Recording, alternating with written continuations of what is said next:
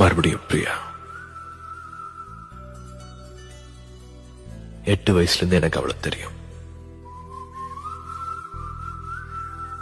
ஸ்ரேயாவோட best friend. நம்ம வீட்லயே எப்போதும் இருப்பா. பார்த்தாலே தெரியுது.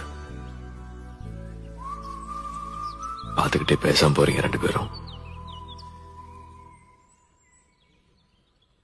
உங்களுக்கும் அம்மாவுக்கும் அவளை ரொம்ப பிடிக்கும்.